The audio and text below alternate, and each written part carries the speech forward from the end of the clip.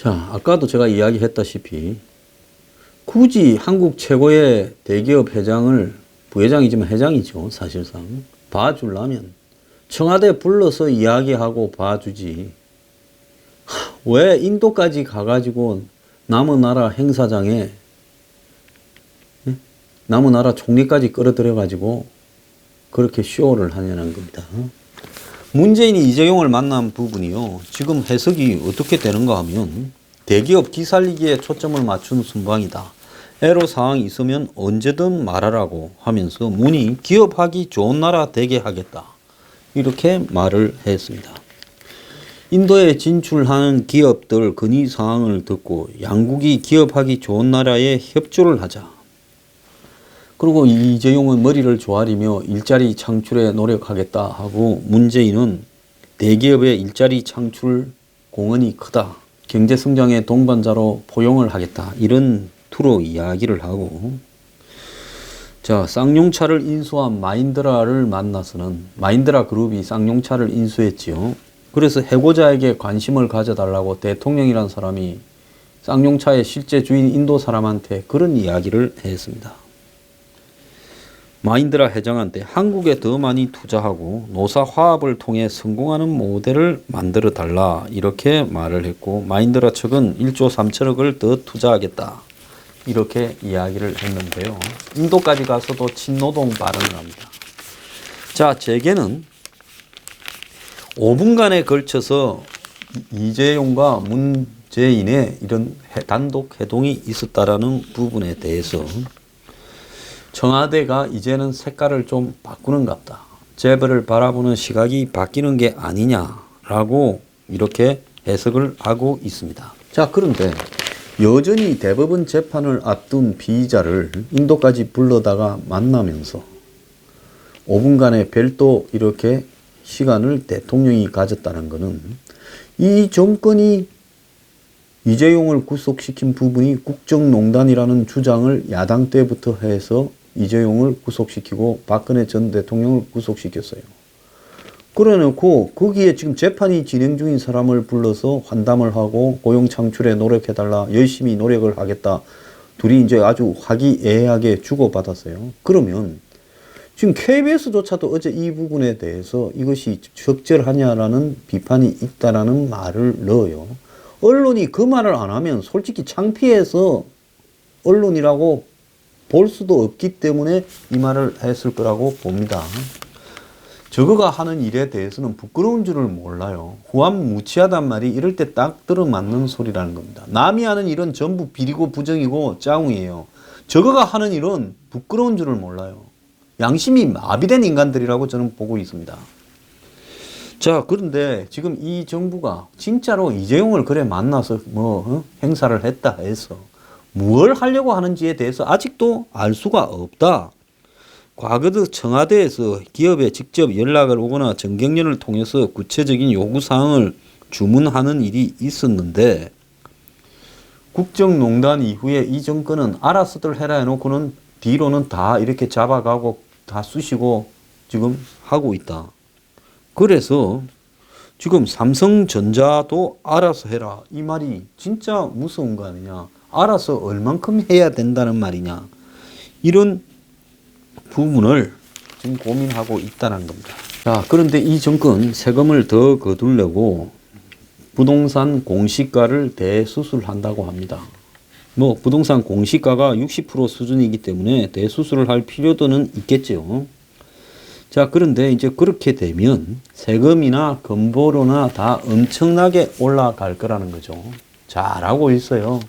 세금 건보료 올라가면 좋아들 하겠습니다. 자, 최저임금을 업종별로 수준에 맞게 차등화해서 하자라는 안이 지금 이 최저임금위원회에서 부결이 되어버렸어요. 반대 14, 찬성 9입니다. 정부가 임명한 최저임금위원회의 공익위원이라는 사람들이 저는 반대를 했고, 사측의 위원들만 소상공인의 현실을 외면하고 있다고 비판을 했어요. 아직 정신 못 차리고 있는 걸 보여주는 겁니다. 자, 국민연금 기금운용본부장 논란에 이어 하도 이렇게 장난을 치는 것이 드러나니까 이 국민연금을 가지고 기업의 경영에 개입하겠다니까. 국민들이 국민연금 낼 때 그 국민연금을 정부가 모아서 기업 경영에 개입하라고 낸 게 아니라 내 돈 이자 잘 불려서 갖고 있다가 나중에 내 은퇴하면 너네들이 나한테 해주기로 해준 만큼이라도 제대로 주었으면 좋겠다. 그것밖에 더 있어요? 그런데 이 국민연금이 경영권 운운하면서 이 좌파 정권이 국민연금을 앞세워서 좌파 정권이 대기업들을 가지고 놀고 경영권을 흔들려고 하느냐, 이런 비판이 있다 보니 이제 국민연금 안에 경영 참여를 일단은 뒤로 떼서 숨기기로 했다는 겁니다. 그런데 그런다고 사람 되냐? 사람 안 됩니다. 절대 안 바뀌어요. 문정권이 경제를 살린다? 그래서 문정권이 새로 태어날 것 같지요? 절대 그렇게 안 될 거라고 저는 보고 있습니다. 오늘 아침에 조선일보에 김상조 공정거래위원장이 인터뷰를 했어요. 이 사람도 장하성과 더불어서 김기식류의 인물이죠. 자, 그런데 김상조가 경제 성과가 없어 너무 초조하다. 성과 낼 시간이 짧으면 6개월, 길어도 1년이다. 문 대통령이 지지층 비판 각오하고 정치적 결단을 고민하는 중이다.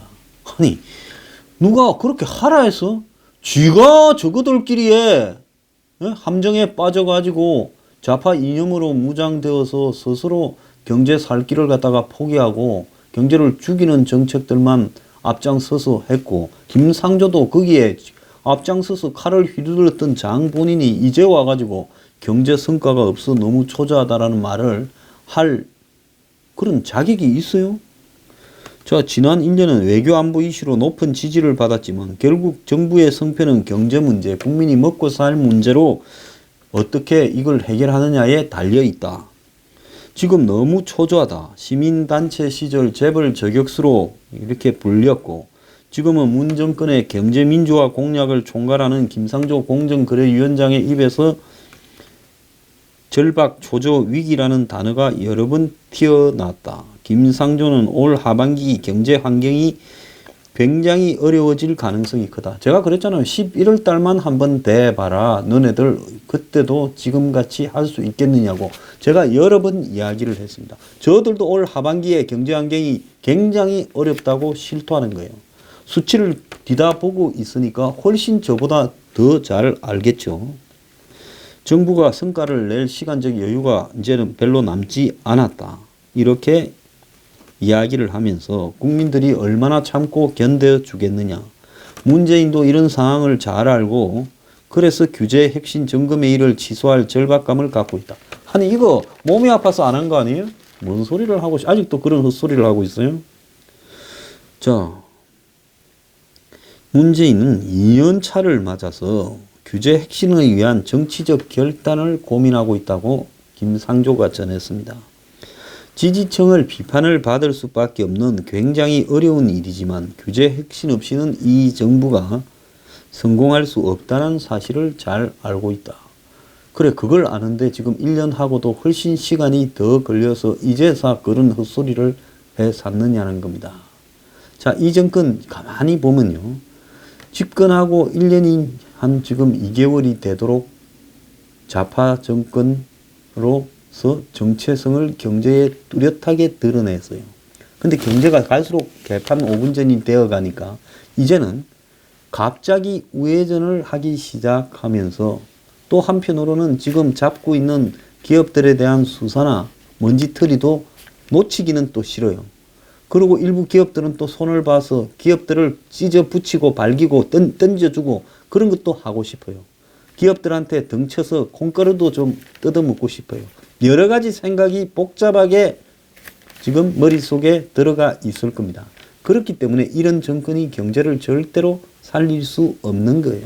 그러면서 규제 핵심을 추진하는 과정에서 문 대통령의 지지층인 진보 진영의 반발이 불가피한데 이를 감수하고 정면 돌파할 거라는 말까지 했습니다. 자, 이 말은 뭔 말인가 하면 노무현이 과거에 노무현은 처음부터 삼성의 영향을 받으면서 정부를 출범시켰지만은 굉장히 진보적인 발언을 하고는 실제로 경제 정책에서는 그래서 뭐 의료보험 같은 경우에도 민영화 가는 부분을 추진하고 영리병원까지 도입하려 하고 원격 진료니 그때 다 이야기를 했어요.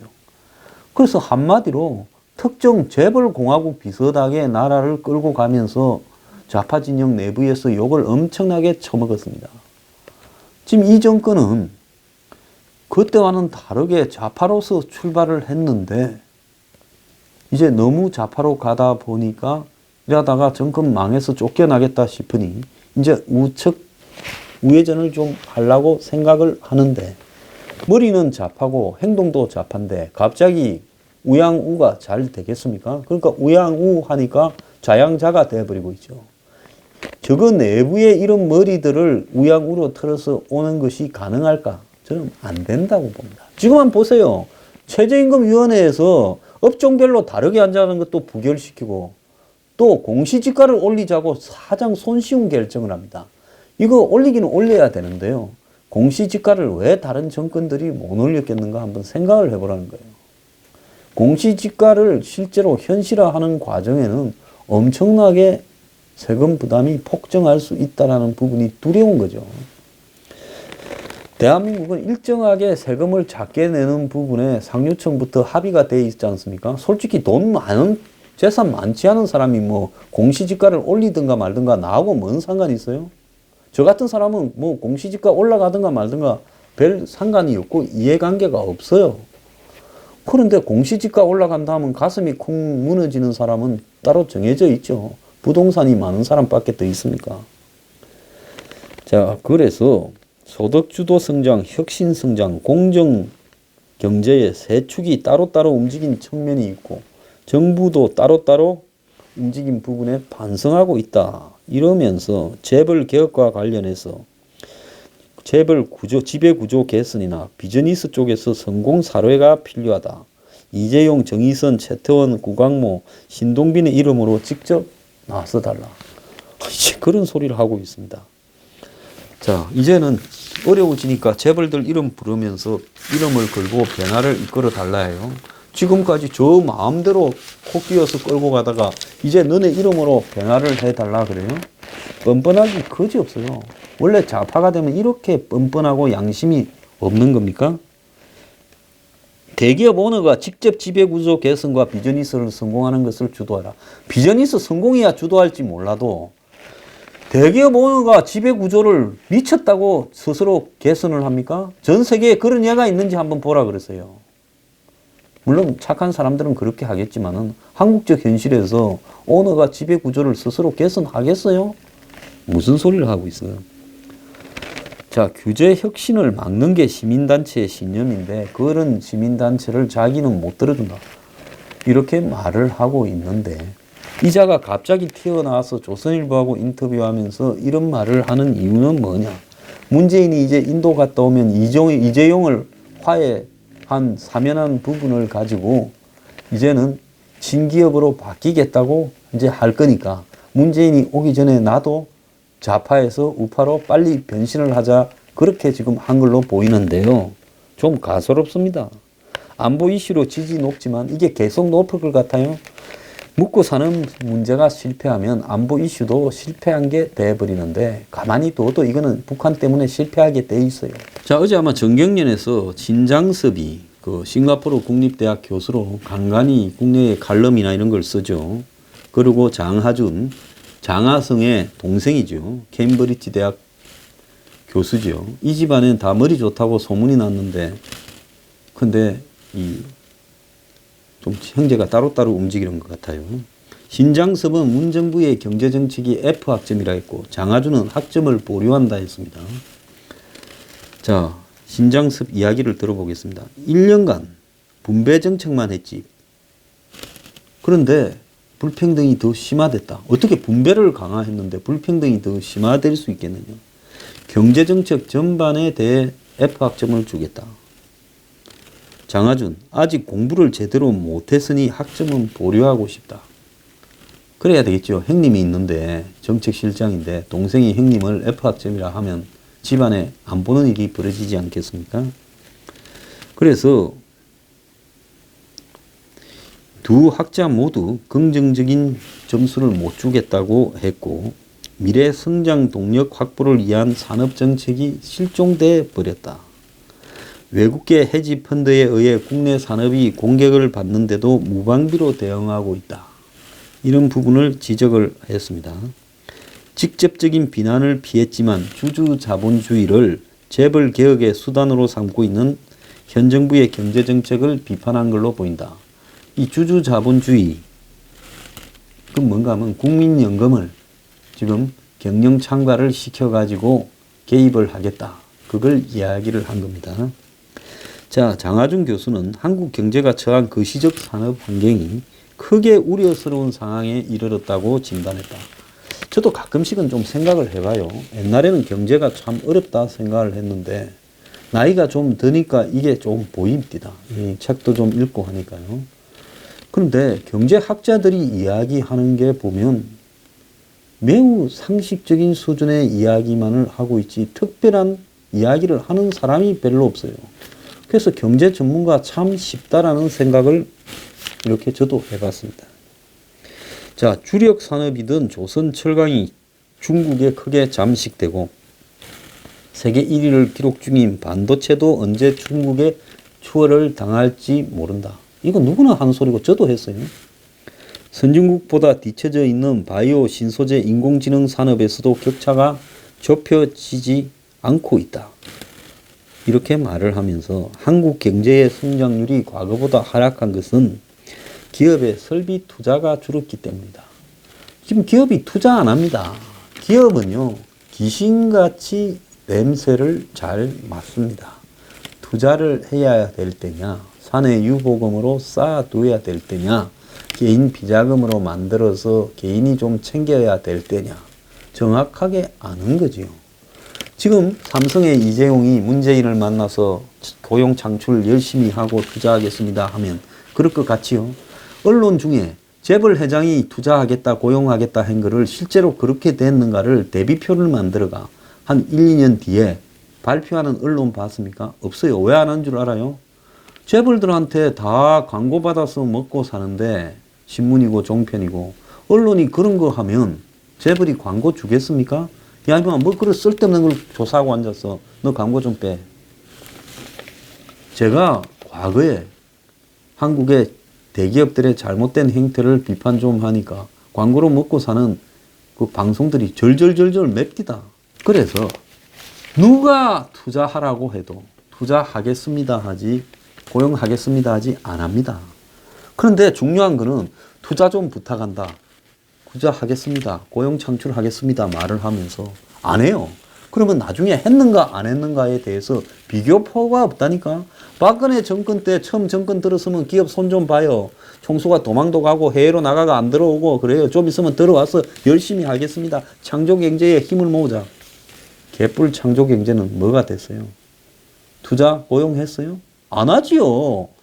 아니 빤한데 쓸데없는 투자를 쓸데없는 고용을 한국에서 했다가 어떻게 감당하냐는 거죠. 이명박 정권 때 촛불 좀 시달리고 오더만은 상생경제, 상생은 개뿔, 뭔 상생을 해요? 그래서 김대중 노무현 정권 때도 마찬가지고 항상 불려가면 깜빵 가게 되면 그런 소리 합니다. 근데 투자했다? 고용 창출했다? 근데 갈수록 대기업들이 국내에서 창출하는 고용이 줄고 있고 지금 투자를 안 해서 문제라는 말이 나옵니까? 단기 이익을 추구하는 외국인 주주들이 국내 주식시장을 한국 기업의 현금 인출기로 활용하면서 대기업의 장기 투자가 어려워졌다. 이 두 사람도 비겁해요. 이제 한국 대기업의 주식을 사고 파는 이런 헤지 펀드들 같은 것들 때문에 한국 재벌들이 투자 안 한다고 핑계거리를 대주고 있어요. 왜 이런 말을 하는 줄 아십니까? 한 재벌들의 오너십을 보장을 해주는 발언을 해야 정경련에 가서 지금 토론을 하잖아요. 그래서 진짜 학자 중에 양심적으로 이야기하는 학자를 거의 보지를 못했어요. 솔직히 이야기하면 목에 칼이 들어와도 투자를 할 수 없다. 왜? 지금 투자를 해봤자 한국에서 투자하는 것은 임금이나 여러 가지 이 정치적 환경이 투자에 대한 수익을 이렇게 보장을 하지 못하기 때문에 그리고 전 세계적 경제 환경이 굉장히 나빠지고 있는데 이걸 한국에서 투자해서는 비용을 감당할 수가 없다라는 생각이 확고하지요. 그래서 안 하는 거지 다른 소리 할 거 없는 겁니다. 이제 이런 이야기까지 해요. 단기 수익을 추구하는 엘리엇이 대기업을 흔들자. 이게 삼성물산 제일모직 합병 이야기겠죠. 재벌 개혁을 주장하는 사람이 이를 더 좋아하는 일도 벌어졌다. 미운 대기업이 혼쭐 나는 모습을 보면서 카타르시스를 느낄 수 있겠지만 한국 산업과 국민 경제는 전혀 이익이 되지 않는다. 그러면서 단기 투기 자본의 공격에 대비하기 위한 의결권을 갖다가 좀 개선을 해야 된다. 이런 이야기까지 했습니다. 자, 경제민주화 정책에 대해서는 신 교수는 기업의 혁신은 경쟁기업보다 더 많은 초과 이윤을 추구할 수밖에 없는 거기 때문에 근본적으로 불평등한 것이다. 현 정부의 혁신 성장은 평등화를 지향하는 경제민주화의 본질에서 맞지 않는다. 원래 기업이라는 게 불평등을 추구하는 건데 경제민주화라는 것은 평등을 추구하는 거기 때문에 이런 가치가 경제정책에서 경제민주화를 말한다면 그건 기업들로 봐서는 맞지 않는다라는 이야기를 하는 거죠. 장 교수는 모든 사람이 똑같은 권리를 갖고 살자는 의미의 민주주의를 기업 조직에 적용하는 것은 적합하지 않다. 이렇게 말을 했습니다. 장하준은 과거 성장기에 한국 1인당 국민소득 기준 경제 성장률이 6%를 넘었으나 외환위기 이후에 2, 3%로 떨어졌는데 성장률이 떨어지는 것은 경제가 성장을 일정하게 하고 나면 자연스러운 현상이지만은 지금 한국의 이런 급격한 성장 하락은 이건 위기다. 절대 이 정상이 아니다라고 이야기를 하고 있습니다. 현 정부의 소득주도 성장에 대해서는 최저임금 인상 자체는 반대하지 않지만은 분야별로 차등을 하고 이런 금액 부분을 현실적으로 이야기를 해야 된다. 이렇게 말을 했습니다. 참 최고 수준의 경제학자라는 사람들이 말을 애매하게 하는데요. 딱 한 가지는 맞아요. 학점 보류 수준이거나 F학점이라는 것은 맞다라는 겁니다. 자, 오늘 김상조의 인터뷰나 신장섭의 F학점, 장하준의 학점 보류를 보면서요. 이 정권이 지금 내부에 경제 부분이 엉터리들 삼류 그야말로 책상에 앉아서 좌파적 사고에 젖었던 허접한 사람들을 데려다 놓고 그들이 내세운 소득주도 성장이니 공정경제니 하는 이야기를 하면서 그 순간에 바로 베네수엘라의 차베스나 쿠바의 카스트로처럼 한마디로 한국 같은 자본주의 국가의 자본주의적 성장 발전을 갖다가 부정하기 시작을 한 겁니다. 그래서 평등을 갖다 내놓고 재벌들을 보고 평등하라고 하면 재벌들이 그걸 갖다가 할 수 있겠어요? 자, 그러면서 그 평등의 입장에서 일률적으로 최저임금을 인상시켜 버렸어요. 원래 임금이라는 것은 같은 일을 하더라도 잘 나가는 분야에 있는 사람은 높게 받고 같은 일을 하더라도 못 나가는 회사에 있는 사람은 낮게 받는 거죠. 우리나라가 무슨 동일 노동을 한다고 동일 임금을 받는 나라입니까? 아니잖아요. 그렇기 때문에 최저임금 같은 경우에는 절대로 줄 수 있는 능력을 감안해서 분야별로 다르게 설정을 해야 되는 게 맞고 또 더 나아가서 주 52시간도 업종의 특성에 따라 예외를 둬야 되는 게 맞고 솔직히 요즘같이 경제 불황에서 주 80시간을 일하든 90시간을 일하든 몸이 감당을 하면 일을 할 수 있어야 되는 게 맞는 겁니다. 자, 이 정권이 그런 부분을 도외시하고 경제를 기본적으로 경제가 돌아가는 흐름이 있어요. 그것은 인위적으로 개입한다고 되는 문제가 아닙니다. 그런데 이들은 인위적으로 돌려줄 수 없는 물줄기를 돌리겠다고 자기들이 수로를 파가지고 한마디로 거대한 황하 같은 강을 물줄기를 바꾸려고 했던 거예요.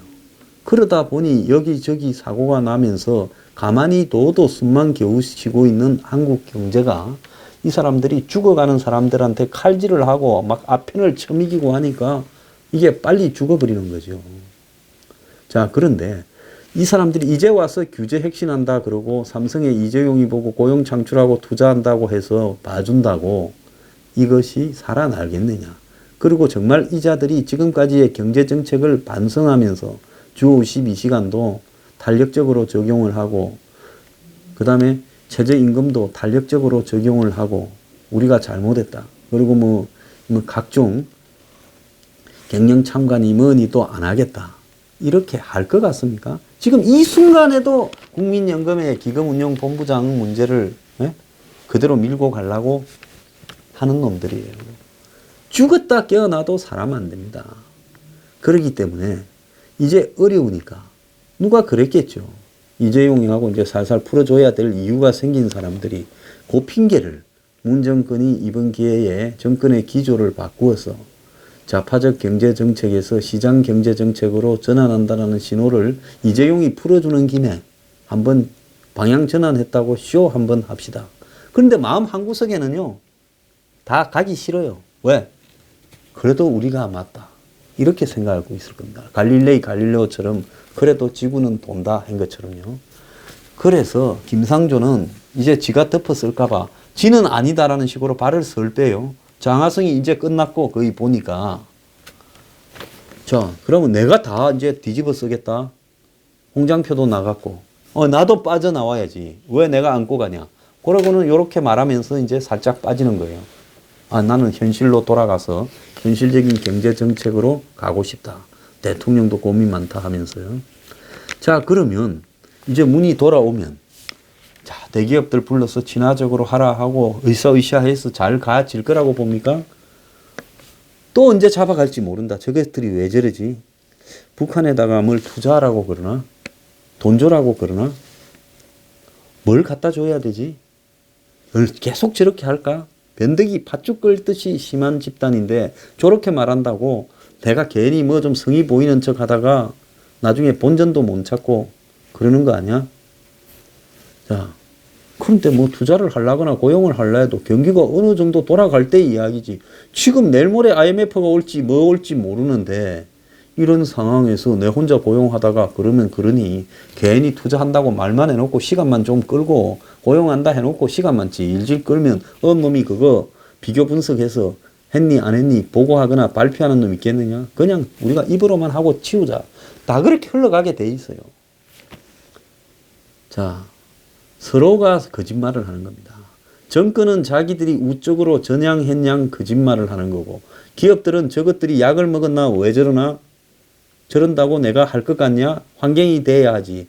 네가 기업해봐라. 환경이 안 되는데 내가 니한테 잘 보이려고 투자하고 고용하고 할 수 있을 것 같냐? 한 명 고용하면 평생 미개 살리는 돈이 얼만데. 애나 콩콩이다. 이렇게 이야기할 겁니다. 그래서요. 절대 안 되는 겁니다. 절대 안 되고요. 애초에 시작부터 잘못됐고 변하는 척 해봤자 변해지지도 않고 우리 영화 보면 그런 거 있잖아요. 드라큘라가 뱀파이어가 사람답게 살고 싶다. 나는 흡혈귀가 되기 싫다 해서 사람을 보고 안 물어야지 하는데 지도 모르게 나중에 꽉 물어버리지 않습니까? 똑같은 이야기예요. 본성은 안 바뀝니다.